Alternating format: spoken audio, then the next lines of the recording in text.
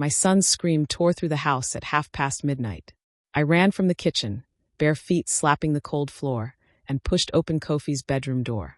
He was 6 years old, and he was on his back beside his bed, his small body rigid, every muscle locked tight. His face was turned to one side, and his lips were moving, but no sound came out. His eyes were open and fixed on the ceiling. I dropped beside him. His skin was burning so badly that touching him felt like pressing my palm against a hot iron. I called his name. He did not blink. Daniel appeared behind me and called the ambulance. Within 2 hours, 3 doctors had examined Kofi and run blood work and done a full body scan. The lead doctor pulled me aside just before 4 in the morning. "Mrs. Adeyemi," he said carefully, "every result is coming back completely normal. We cannot find a single thing wrong with your son." I stood in the white corridor and could not find any words. Then, right beside my left ear, I heard a low and calm voice that did not belong to anyone in that hallway. It said, "The time has come. My name is Saad Adeyemi. I am 33 years old, and I have spent most of my adult life trying to do the right thing with very little. Daniel and I married 10 years ago in a small church with borrowed chairs and food cooked by our mothers. We moved into a 2-room apartment in a noisy part of the city and told ourselves it was temporary. 7 years later, we were still there. Daniel worked long shifts as a mechanic at a garage that was not his own. He came home most evenings with grease under his fingernails and a tiredness that sleep never fully cleared. I made money doing hair from our spare room. Some weeks the appointments were good. Some weeks nobody came. We had 2 children. Maya was 8, quiet and always drawing. Kofi was 6, the loud one, the one who laughed so easily that strangers on the street would smile back. We were not drowning, but we were never far from the edge of the water. That was our life before Kofi went rigid on his bedroom floor at midnight, before the voice in the hospital corridor, before everything we thought we knew began to crack open at the seams. 3 days after Kofi came home from the hospital, still quiet and barely eating, a woman arrived at our door. Her name was Adiz, my father's younger sister, a woman who had always made me slightly uneasy. She wore no jewelry and spoke about spiritual matters the way other people speak about the weather. Simple fact, nothing to debate. She had traveled 4 hours from her town without being called. She sat in our living room and looked at Kofi for a long time. Then she turned to me. "Has anything changed for your family recently? A sudden blessing? Money that came quickly and easily?" I glanced at Daniel. He said nothing. "There is something old following this family," Adiz said quietly. "Something invited in before you were born. I felt it moving for weeks. I came because I believe it has now arrived." I told her she was frightening my children. I said Kofi had simply been ill, and the doctors had cleared him. I thanked her and offered to pay her return journey. She looked at me with eyes full of something I chose not to name. "You will call me," she said. "When you are ready, you will call me." Then she picked up her bag and left. 6 weeks before Kofi's collapse, Daniel had come home from work with a light in his eyes I had not seen in years. A man had approached him at the garage. His name was Mr. Bright. He was well-dressed, soft-spoken, with the calm confidence of someone who has never worried about money. He told Daniel he had been watching him work for several weeks and believed Daniel was wasting his talent. He had a business proposal, a partnership. He would provide full capital to open a proper mechanic workshop under Daniel's name. Daniel would run the operations, and the profits would be shared. He did not negotiate, Daniel told me. He just laid the offer out and waited. I had questions. What did this man do for a living? Why Daniel specifically?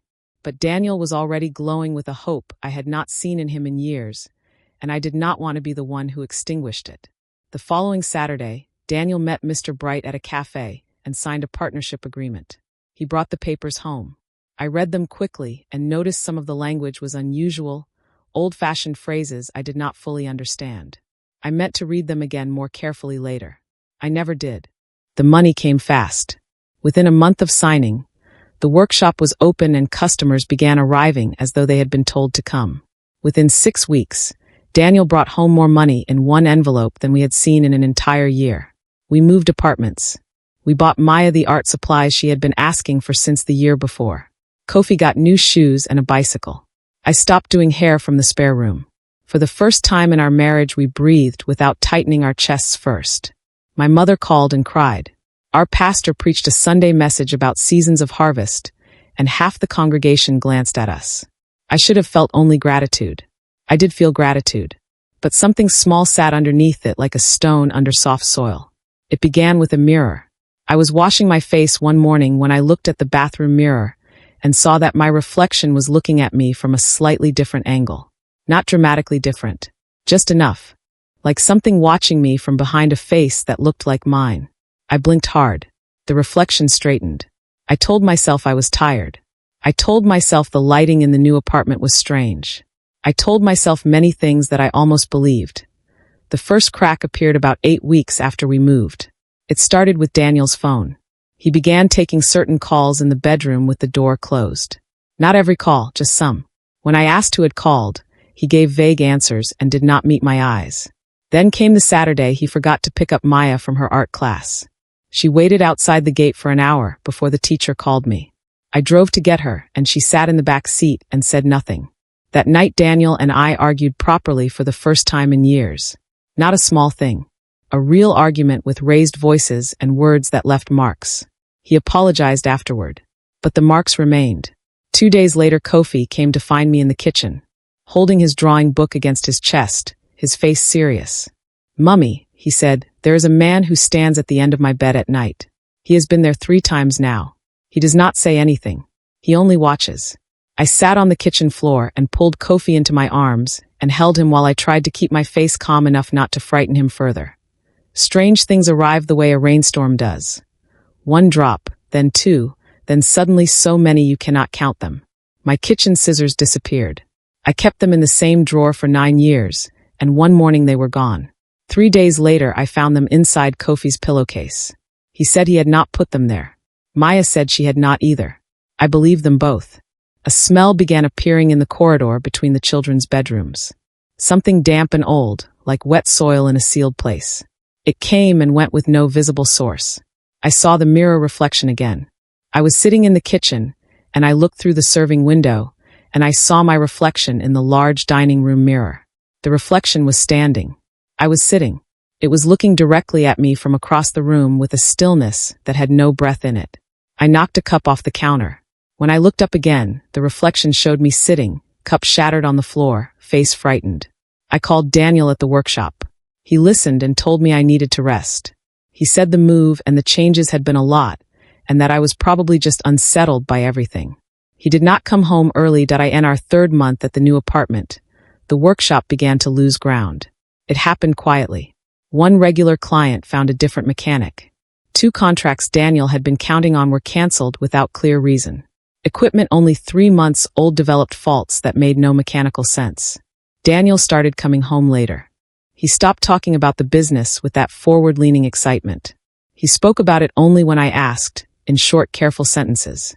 One evening I was putting Kofi to bed, and I looked at the window beside him. We were on the 9th floor. The window was closed.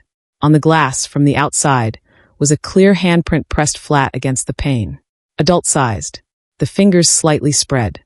I stood there looking at it for a very long time. I did not tell Daniel that night. I did not know how to say it without sounding like I was losing my mind. So I took a photograph with my phone and sat with it alone. The next morning the handprint was gone, but the photograph was still on my phone. I looked at it many times over the days that followed. I sent it to nobody. I showed it to nobody. I sat with it alone. Maya stopped speaking on a Tuesday morning. She came to breakfast, sat down, and when I asked whether she wanted eggs or bread, she opened her mouth and then closed it again. She tried a second time. Nothing came. She looked at me with wide, confused eyes, as though the silence was surprising her too. By afternoon, she had not said a word. She wrote on paper, "I can hear something, but I don't know what it says." We took her to the hospital the next morning. The doctors examined her throat and found nothing wrong. They recommended a speech therapist and said children sometimes go quiet when experiencing stress at home. I drove back and held that sentence inside me for a long time. That night, after both children were asleep, I was sitting in the dark kitchen when I heard it again. The same voice from the hospital corridor weeks before. Low and unhurried and entirely calm. "Did you think this was something you could simply live around?" it said. I pressed my back against the wall and gripped the edge of the counter. "Who are you?" I whispered. There was no answer. only a cold that moved through the room like something very large passing quietly through a space much too small for it, that I tried to speak to Daniel about everything. I sat him down after dinner and laid it all out. The voice at the hospital, the reflection standing while I sat, the handprint on the 9th floor window, the smell, Maya's silence, Kofi's man at the end of his bed. Daniel listened with his hands flat on the table. When I finished, he was quiet for a moment. Saad, he said carefully, I think you are frightened and connecting things that are not truly connected.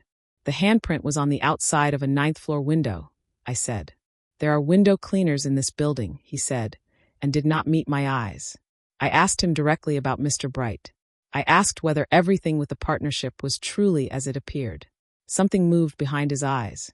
Quick and gone. Mr. Bright is a businessman, he said. He has been nothing but professional. That night at 2 a.m. I heard Daniel's voice through the bathroom door, low and urgent. I heard one sentence before he noticed the gap and closed the door firmly. He said, I need more time. The family is not ready. I stood in the dark hallway for a long time and did not move that I began to keep a notebook. I wrote down every strange event with the date and the time, the hospital visit, the mirror reflection, the scissors in Kofi's pillowcase, the smell, the handprint, Maya's silence, the voice in the kitchen, the phone call through the bathroom door.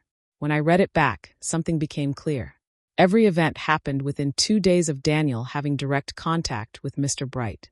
Not every time Daniel mentioned the business. Specifically every time he had a meeting with Mr. Bright or received a call from him. I waited until the children were at school and showed Daniel the notebook. He read through it slowly and was careful about his face in a way he had not used to be. You have been carrying all of this alone, he said. Yes, I said. This is not a pattern, Saad, he said. This is a frightened person finding shapes in random events. He slid the notebook back across the table to me. Please speak to someone professional, he said. I took the notebook and said nothing more. Later that afternoon from our bedroom window, I watched Daniel in the street below, on the phone, turned away from the building. Clearly in a conversation he needed no one to witness. Mr. Bright came to our apartment on a Saturday morning without warning. I came out of the bedroom and found a man sitting in our living room, very still, both hands resting on his knees. He was perhaps 60, with silver at his temples and a suit too formal for a weekend. He smiled when he saw me, and the smile reached everywhere except his eyes. Mrs. Adeyemi, he said, Daniel has told me so much about you. I shook his hand because I did not know what else to do. Kofi came out of his room in his pajamas and stopped in the doorway. Mr. Bright looked at him. I watched that look carefully. It was not threatening. It was recognizing. The way you look at something you have been expecting. This is your son, he said. It was not a question. He stays strong, he said. He stayed 1 hour, talked warmly, made Daniel laugh. I sat in the same room the entire time and did not relax for a single second. After he left, I told Daniel I did not want that man in our home again. Daniel told me I was being ungrateful towards someone who had given us everything. The collapse happened on a Wednesday evening. I was at the kitchen counter when I heard a heavy sound from the hallway, the sound of something falling without catching itself. I found Daniel on the floor. He was conscious, but his face was gray, his hands were shaking, and he could not stand without my help. He said he felt like something had been pulled from inside him. We went to the hospital. Every test came back normal. After 8 hours, a doctor said Daniel was physically healthy, that there was no medical explanation, and that sometimes the body shuts down under extreme stress. I brought Daniel home the next morning. He slept for 14 hours. That night, after the children were asleep, I stood at the front door checking the lock and noticed something on the floor. A thin dark line ran from the gap under the door in a straight line directly toward the children's room. I knelt and looked closely. It had no smell. It left no residue when I touched it, but it was precise in a way ordinary things are not. It was deliberate. It was pointing. I sat on the floor beside it for a long time before I stood and checked on the children. They were both asleep. The weeks after Daniel's collapse were the loneliest of my life. People who had been warm toward us when the money came began to find reasons to be unavailable. Our closest friends stopped answering calls. A neighbor who used to share food started looking past me in the lift. Our pastor's wife began giving me a careful smile from a distance. Daniel went back to the workshop, but something had changed in him. He moved through the apartment like a man who had misplaced something important and could not remember where. He was present but somewhere else entirely. Maya was still not speaking. She carried a small notebook and pointed to words or wrote short sentences. She never complained, which was almost the hardest part. I stopped eating properly. I stopped sleeping before 3 in the morning. I sat many nights in the dark kitchen because I could not bear to lie in bed and stare at the ceiling. I had never felt so completely surrounded by people and so entirely alone. It was in this state that I sat on the spare room floor going through boxes we had never unpacked and found the wooden box with the rusted latch. Inside it, wrapped in brown cloth, was a small leather book. The book was old and its cover bore no writing. Inside, the pages were written in a mixture of Yoruba and English in a careful and old-fashioned hand. I sat on the spare room floor and read through it slowly, moving my lips over words I sometimes had to read twice to fully understand. It was a record of an agreement. It had been made in December 1963 by a man named Emmanuel Adeyemi, Daniel's grandfather, who had been facing the loss of his land and the starvation of his family. A man had appeared at a crossroads and offered him a way out. Prosperity for himself and his children and his children's children. The payment was described in language that was plain and terrible. Every third generation of Adeyemi blood, the agreement would come due. The children of that generation would be given in exchange for all that had been received. I counted back. Emmanuel Adeyemi, Daniel's father, then Daniel. We were the third generation. Maya was 8. Kofi was 6. My hands would not stop shaking. I turned to the bottom corner of the final page. The other party had signed with a single word. The name was Bright. I brought the book to Daniel. He was sitting at the kitchen table with a cold mug of tea, and I placed the book in front of him without speaking. He looked at the cover and then at me. "Where did you find this?" he said. "The box in the spare room," I said. "Your uncle's box." He put his hands around the mug and stared at the book without opening it. "Have you read it?" he said. "Yes," I said. A long silence. "Daniel," I said, "Mr. Bright is not a businessman." He closed his eyes. "The partnership papers," I said. The unusual language the lawyer could not explain. "They were a continuation, weren't they? You did not start something. You renewed something already made." He did not deny it. "I didn't know," he said quietly. "Not at first. Then I felt it and told myself I was imagining it. And then I could not stop." "Did you know about the children?" I said. He opened his eyes. His face told me he had known for some time and had been trying to find a way to stop it alone. I sat down across from him. "We have to fight this," I said. "Together." He looked at me for a long moment. Then he nodded. I called Anna Dees that same night. She answered on the first ring, as if she had been sitting with the phone in her hand. I told her everything. The book, the agreement from 1963, the name Bright, the children, Daniel's collapse, the voice, all of it. She was quiet for a long time. Not the quiet of someone surprised. The quiet of someone who has been waiting. "Your husband's grandfather made a covenant at a crossroads," she said at last. "The man he met was not a man. He has been called many things. He takes a name from each family. He chose Bright because your husband's grandfather had a firstborn son named Bright who died in infancy. He uses the wound as his name." I pressed the phone hard against my ear. The covenant said the third generation would give over their children. Adiz continued, "Not in a figurative way. They're actual children. And the one calling himself Mr. Bright has already entered your household. He has been measuring the children to assess whether the family will surrender or resist. He does not take what is actively defended, but he will exhaust you. He will remove everything around you until you simply stop holding on." "How do we fight?" I said. "I know a man," she said. Aunt Adiz arrived 2 days later with a pastor named Elijah. He was perhaps 70 years old, small and quiet, with hands that were always still. He sat across from Daniel and me at the kitchen table and listened to the full story without writing anything down. When we finished, he was quiet for a while. "The covenant made in 1963 has been binding this family for 62 years, he said. "It was dormant through 2 generations. The trigger was the partnership agreement your husband signed. It was not a business contract. It was the entity offering the third generation a chance to ratify what the first generation made. Your husband ratified it without knowing. Can it be broken?" Daniel asked. "Yes," Pastor Elijah said. "But I want you to understand what breaking it requires. The entity knows we are here having this conversation. He permits you to find the truth because he believes the cost of what comes next will stop you. Breaking the covenant requires a full and formal renunciation. It requires surrendering every financial gain. The workshop, the money, everything. Daniel and I looked at each other. It will get worse before it gets better, the pastor said. How much worse? I asked. He looked at me steadily. Worse enough that most families stop, he said. Pastor Elijah was right. The moment we agreed to pursue the breaking of the covenant, something in our home changed. It is hard to describe.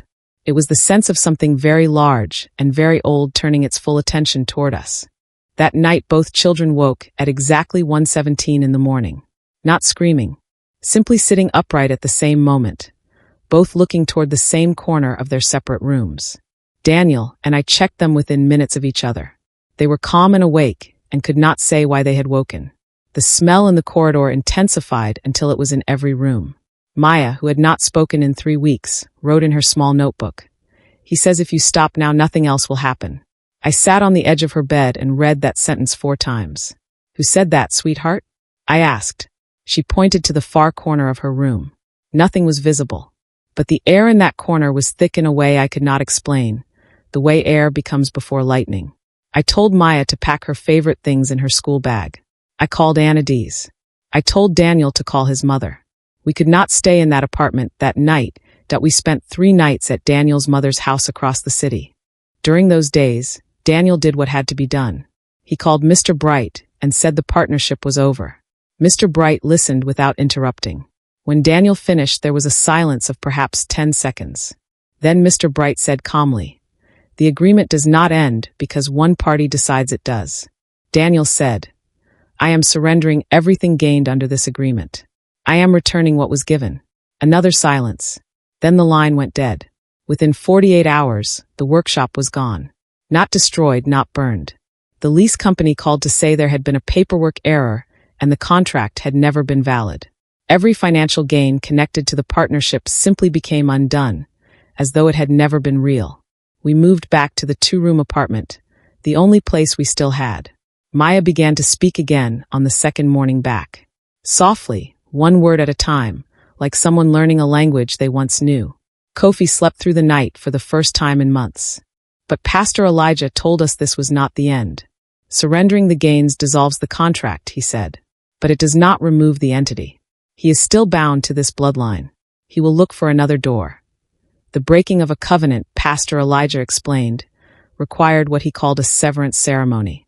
It had to be done with witnesses because the original agreement had been made at a crossroads in the open.